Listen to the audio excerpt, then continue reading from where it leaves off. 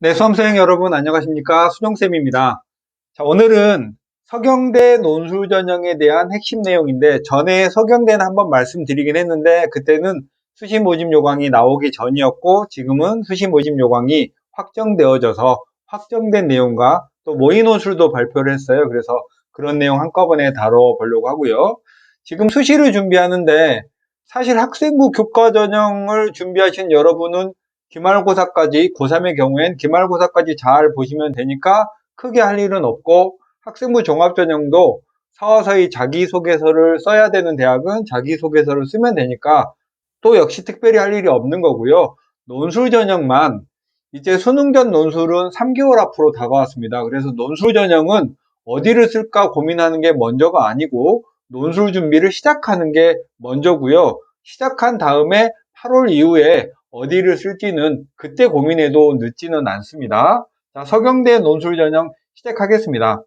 자, 서경대는 작년 대비 변경사항이 큰 건 없고요. 학과 이름이 통폐합되거나 대학이 통폐합되거나 신설되거나 해서 이렇게 약간의 변화가 있는 것들만 여러분이 체크해 두시면 되겠고요. 여기에 서경대 정시 합격선이 있습니다. 서경대는 정시에서 국어가 10%, 수학이 40%, 탐구 25, 영어 25인데 제가 전자공학과 70%컷 정도를 여러분께 보여드리는데요.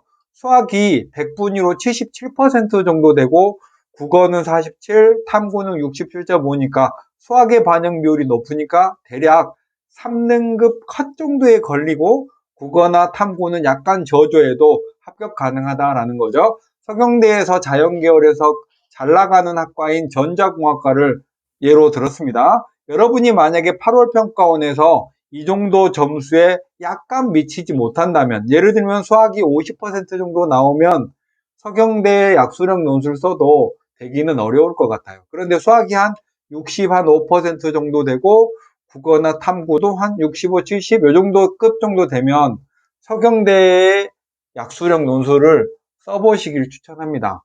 9월 평가원 모의고사 점수는 거의 수능 성적이 될 가능성이 아주 높아요.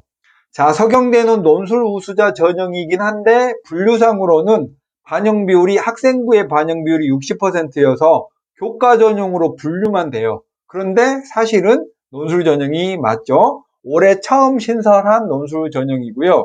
전형 방법 보시면 논술이 40에 교과가 60이니까 표면상으로는 교과의 반영 비율이 좀 높아 보이죠? 1000점 만점이고요. 지원 자격은 이과, 문과 상관없이 그냥 지원 가능합니다. 수능 최저는 없습니다. 그리고 교과가 60% 반영을 한다고 했잖아요. 그리고 교과 반영 방법을 살펴보시면 석차 등급이 있는 과목만 반영하고요. 진로 선택 과목은 제외합니다. 반영 방법은요. 국영수 탐 중에 각 과목별 상위 3과목, 총 12과목을 뽑아서 잘한 거 12개를 뽑아서 반영을 하고요. 학년별 반영 비율 없고 이수 단위를 고려해서 하고요. 졸업자도 3학년 1학기까지 합니다. 평이한 내용이죠. 좀 전에 교과가 600점이라고 했잖아요. 여러분이 만약에 5등급이라면 96점 정도 되니까 여기다가 6을 곱해서 96, 54, 66에 36 해서 대략 576점 정도 되는 거예요. 그런데 보통 예상되는 합격자의 평균 점수는 97점이니까 계산해 보면 582점 정도 되는 거죠. 그러면 여러분의 점수는 마이너스 6점 정도 합격자의 평균치보다 6점 정도 떨어지는 거고요. 논술이 400점 만점인데요. 또 여기 안에도 웃긴 게 있어요. 250점이 기본 점수예요. 그렇다면 실질적으로의 점수는 논술이 150점을 획득할 수 있는 점수죠. 이 점수면 아까 교과의 6점 정도의 차이는 어느 정도 이상은 극복할 수 있죠. 그러니까 내신이 좀 낮은 학생이라고 하더라도 내신이 한 6등급대 학생이더라도 약수령 논술 준비를 잘하고 최상의 컨디션이면 어느 정도 이상은 역전할 수 있다라고 생각합니다. 결론적으로는 내신이 6등급 정도 때까지는 크게 불리하지 않다, 도전할 만하다라고 생각하시면 되겠네요. 논술 시험은 10월 30일 일요일 날 봅니다. 80분 보고요. 인문 자연계열의 계열 구분이 없이 문제가 공통으로 진행되고요. 배점은 국어 90점에 수학 60점에 기본 점수 250점을 전체 합하여 400점이 되는 거죠.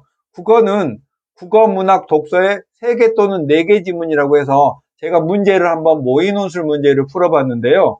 지문이 A4 정도의 한 장 가득 있어요. 그러면 그거 가지고 2문제나 3문제나 혹은 1문제나 이렇게 해서 그 지문에 대한 이해를 따지는 것을 내고요.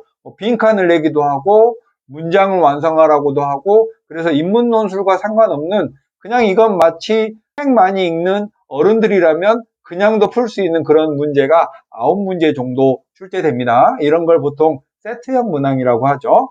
수학은 수학 1, 2의 6문제 내외인데 역시 이번에 발표한 모의논술 문제를 보니까 수능 특강의 레벨 2 정도 되는 그런 형식의 문제들도 있었고요. 일부 예시 문항은 몇 년 전에 수능 문제를 거의 그대로 발췌해 놓은 것도 있어서 아마 수능 특강의 EBS 문제나 아니면 최근에 수능 기출 문제를 모티브로 해서 출제할 거다라는 해석하면 되겠습니다. 국어는 상중하로 평가를 나누어서 하고요. 수학은 풀이나 개념 파악 정도에 따라 3개에서 4개 단계로 평가를 하고요.